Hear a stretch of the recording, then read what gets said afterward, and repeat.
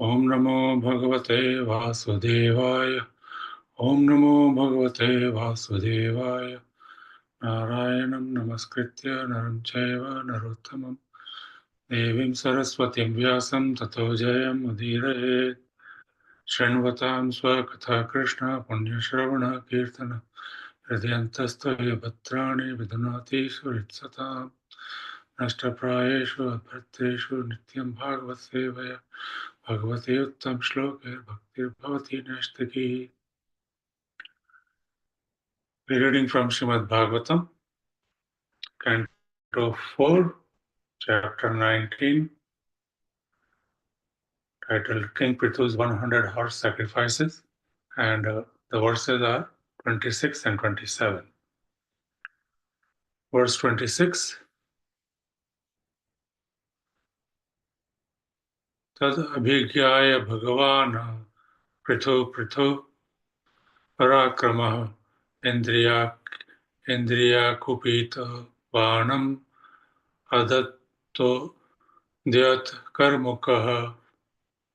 Synonyms: Tat, that; Abhigyaya, understanding; Bhagavan, the incarnation of Godhead; Prithu, King Prithu; Prithu, Parakrama, celebrated as very powerful; Indraya, upon Indra; Kupita, being very angry; Vanam, an arrow; Adatta, took up; Udyata, having taken up; Karmuka, the bow.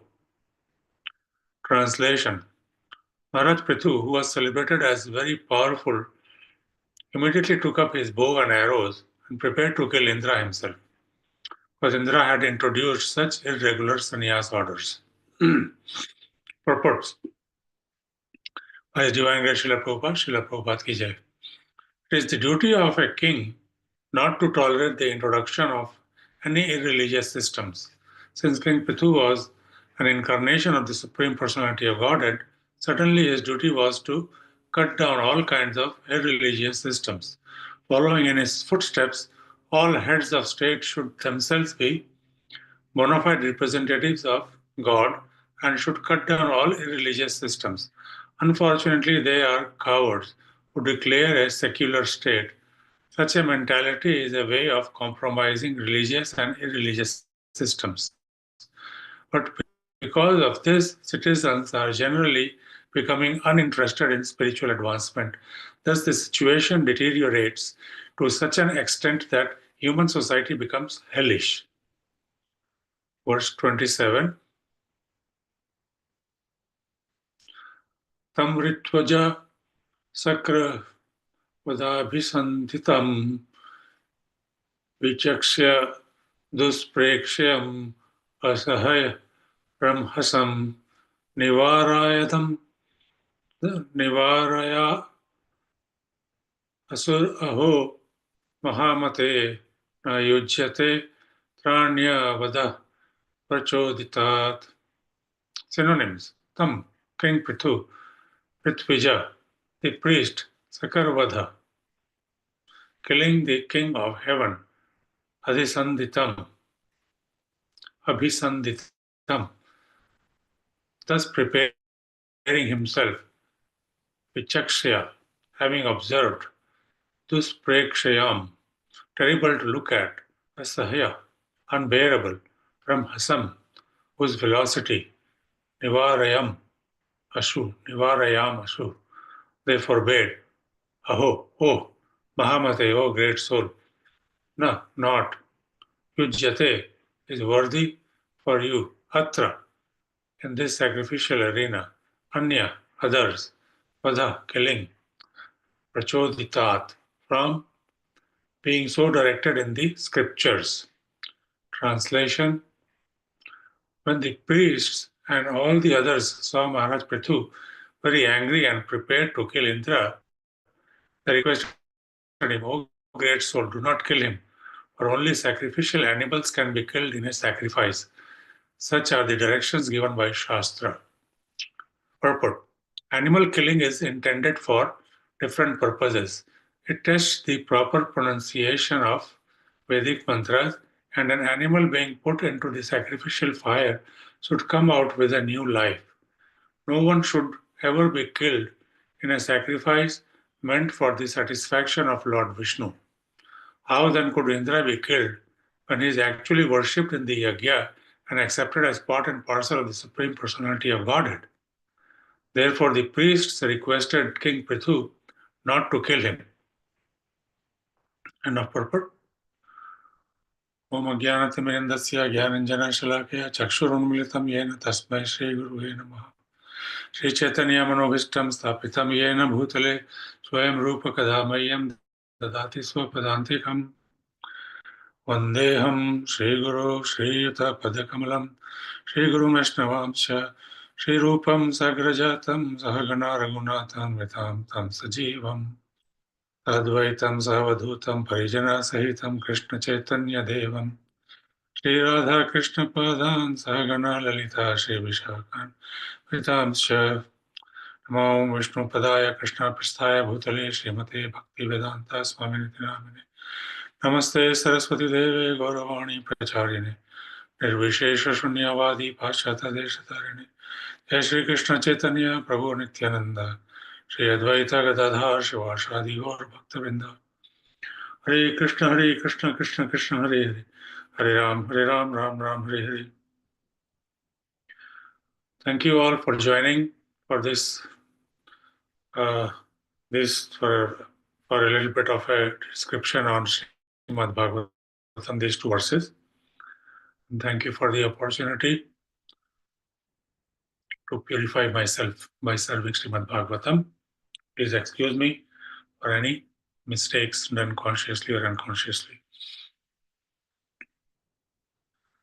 So here we see that Maharaj Prithu, desirous of conducting yajna, which was supposed to be supposedly his 100th Ashwamedha yajna, and Indra being envious creates all kinds of obstructions. So first he has stolen the horse meant for sacrifice, and then he has also disguised himself as sannyasi, and that has irked the anger for Maharaj Prithu, because by conducting himself like this, he is setting a wrong example, because Maharaj Prithu was having that vision that in future people will be using these kind of false dresses to fool the innocent people for their satisfaction, for the satisfaction of their own senses, like those people who are going to do such things. So as a result, we see today that there are so many fake, Prabhupada mentions there are so many fake sannyasis roaming around in the robes of saffron and fooling the innocent people by taking donations from them, by guiding them, telling them that, do this and this will happen to you, do that and that will happen to you. So, but here he is doing it so that, he wants to check the progress, spiritual progress of Maharaj Prithu for attaining that, So of course there are results. For conducting sacrifice, there are results, and results, mostly the results give opulence, material opulence, and it spreads your fame, kirti. And however, the spiritual benediction is basically for the priests who are conducting such yajnas, is to test how they are pronouncing the mantras and whether or not the animal they are sacrificing is being rejuvenated and being given a new lease of life. as Prabhupada has mentioned repeatedly about animal sacrifice, that this is the purpose. In today's time, there are no qualified brahmanas to conduct this kind of sacrifices. So we understand that how people, or how even an exalted personality like king of the demigods like Indra conducts himself out of fear that he is going to become inferior to somebody if that person is going to conduct. So what all does it do? To check. Sometimes he even hurts the saintly people, and that includes him having disrespected his own guru also, Brihaspati, who left him, abandoned him. So, so we understand that all those things, even though uh, he is considered, even though he is considered as a as an incarnation of supreme personality, like Krishna says that among demigods I am Indra. So he's having that prowess. Of course, it's a position, but a person should not get attached. So this is an example, classic example of a person getting attached to one's position. Just like we see in today's time, people like attaining a high political position, they want to stay on to it by hook or crook, by manipulating the elections, by making false promises. They want to stay on. So Indra also wanted to stay on and dislodge Prithu Maharaj from conducting the yagya. That would make him more powerful than Indra. So, so this jealousy element is there. So in the heavenly planets, of course, up to the heavenly planets, everybody is under the influence of the three modes of material nature. And in the upper heavenly planets, the modes of passion is very prominent. So this is the modes of material natures and how they are enacted by collective thinking driven by the desire to enjoy material nature. So in today's time also you see most of the people in the developed world or those who are having prosperity, they are that is the result of mode of passion, and they want to continue to stay there because that gives some sense of from a one point of view perhaps that they have the material opulences, that they are superior to the people who do not have it. So in today's time, uh, people are always conducting themselves in the mode of ignorance and passion, and very few dedicate themselves to the mode of goodness. But mode of goodness elevates one to the understanding that everything is temporary, everything belongs to Krishna, and everything whether that is the Ashwamedha Yajna or whether that is a position, it is gone as soon as your body is gone. Of course, your reputation stays on for your good deeds, but how do we compare Indra's reputation with that of Prithu Maharaj? Prithu Maharaj is like partial incarnation of Supreme Personality of Godhead, and he was conducting himself. So how do we know? So that was also an act which was also driven by probably a mode of passion to conduct yagya and to spread his reputation. And in the previous times, there are various yagyas were conducted. Maharaja Yudhishthir conducted, Yagya, Rajasuya Yagya, and Ashwamedha Yagyas were conducted by others to obtain, like, the superiority, domination over the rest of the nations or rest of the kingdoms that were prevalent at that time. However, for our purposes, we need to understand that we need to not only come out of mode of ignorance and mode of passion, but also we have to transcend the mode of goodness to situate ourselves in the Shuddha Sattva. So, so that's how. So in Bhagavad Gita, one verse like comes to my mind from 5th chapter, verse 14. न कर्तृत्वं न कर्माणि लोकस्य सृजति प्रभु न कर्मफल संयोगम स्वभावस्तु प्रवर्तते. The embodied spirit, master of the city of his body, does not create activities, nor does he induce people to act, nor does he create the fruits of action. All this is enacted by the modes of material nature. So, how the modes of material nature, when persons are born with the modes of material nature, they are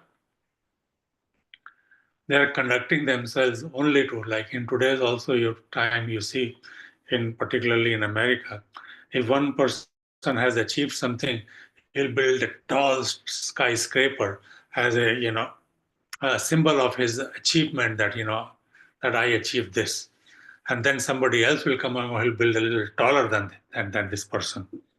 So they, and this way they are like all like driven by this mode and driven by enviousness towards each other, and conduct them. That's how you know people tend to think, like when you are thinking, like when you're setting an example, so many people follow that. I need to become like that, I need to become like that, he must be very happy. But little do they understand that this this world, mamupetya punarjanma dukkhalayam ashashvatam napnuvanti mahatmana samsiddhim paramam gatim. So this material world also is what?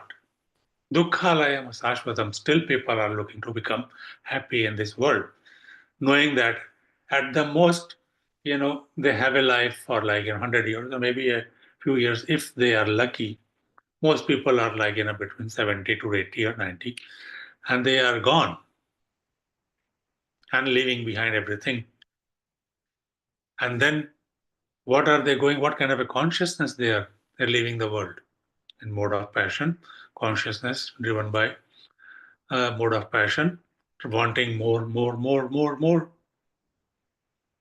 But when you make your next birth, even though you may be you're leaving your body in the mode of passion, you may come back as a human being, but you have to start all over again. There is no spiritual credit. So, what is the safest path for us? So we have to take all these chapters and take a lesson from that. That what is the teaching? What is this giving us? Here, the big teaching that we are having is that of enviousness, jealousy.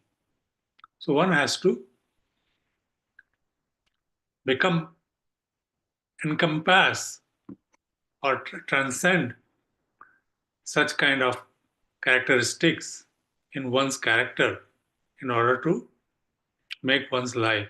And then if you are able to do some percentage also, by the mercy of your Guru and Gauranga, will be able to go back in this very life.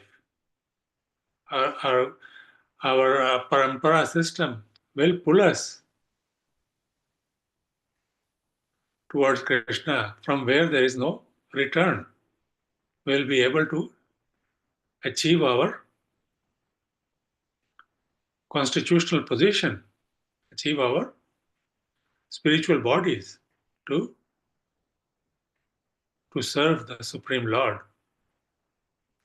So sometimes we hear that the devotees don't even care for getting this thing as long as they say that they are conducting bhakti. But we fail to understand that they don't care because they are already in association with Krishna at that time, even in the material world or in hellish conditions also. Because their body is not material body, their body is still spiritual, 100%. So they are associating with Krishna and still doing some service, trying to bring conditioned souls to Krishna. So that should be the goal. Bhakti. That is the only goal, and that is the only way by which we can uh, improve, cut down the wrong tendencies in our character, within our character, so that we can open our eyes, our consciousness towards what is, and to distinguish between what is right and what is wrong, and make those proper choices and follow those choices, so that we don't fall down again. Prabhupada says that once the devotees have started following, there's no fall down. There's no fall down. So one way or the other, Krishna will check them. So, so one has to become sensitive to understand that, yes, I am being checked. So with that, I'm going to stop. Thank you very much for